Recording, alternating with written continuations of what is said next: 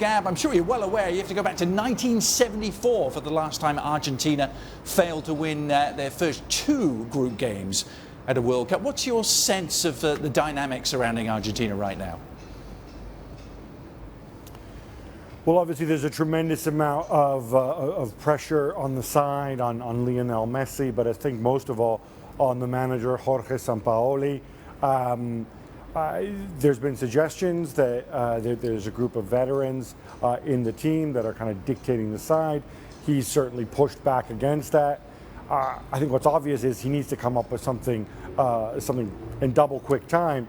That said, and I appreciate I might be in the absolute minority here, I think there's a bit of Chicken Little sky is falling stuff going on here.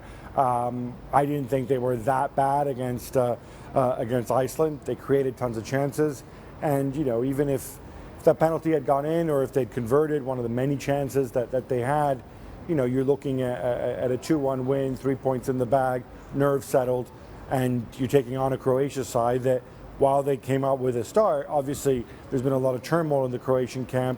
Nikola Kalinic going home as well, so we'd all feel a little better about it. But clearly I think this is the turning point game in Argentina's group.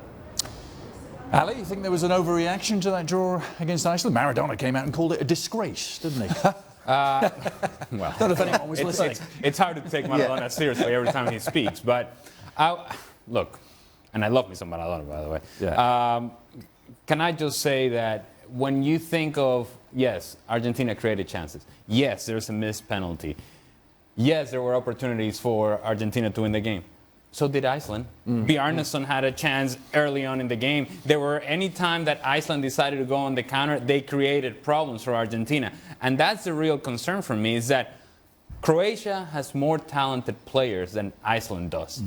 And if Croatia is able to control the midfield with the better players that they have individually between Rakitic and Modric against Mascherano and Biglia, I like Croatia in that middle of the midfield. So then you just have to turn a blind eye to all of that and just say, you know what? Lionel Messi is going to resolve it for us. And if that's the approach that Argentina is going to take, then it's difficult to see them advancing in this tournament.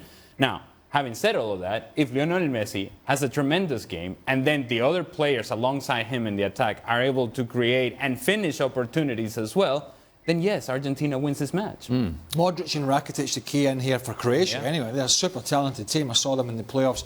They easily beat Greece over the two games. Greece were pretty poor, I have to say. But Modric just controls it, and if Argentina don't get to him and they have enough possession, he can control the game. If he can control the game, it means they can get the full-backs forward. That's what they like to do, Croatia.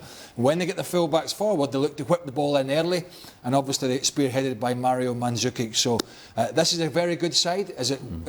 Would it be a huge shock if Argentina were not to win this game? No, it wouldn't. It's a very different sort of test for Argentina, this game, isn't it? It is. As opposed to the Iceland one. Yeah, and when they played against Iceland, it was the wide players that I thought were disappointing. Meza made a couple of good diagonal runs, but when he was in possession, couldn't go past anyone to get crosses in. Di Maria, and I think, Ali, you called him one of the most stupid players that you... one of the dumbest players. Yes. Dumbest players. Yes. He made the wrong decision time and time again. And then you've got two holding midfield players, Mascherano and Biglia, that aren't... And they're not going to pick out passes going forward. They're going to play square, they're going to keep possession, but they're not going to be that creative when they're playing the ball into Aguero and switching the play. So that's the problem. They need more creativity. And if they don't defend balls into their box, Mandzukic will cause them problems.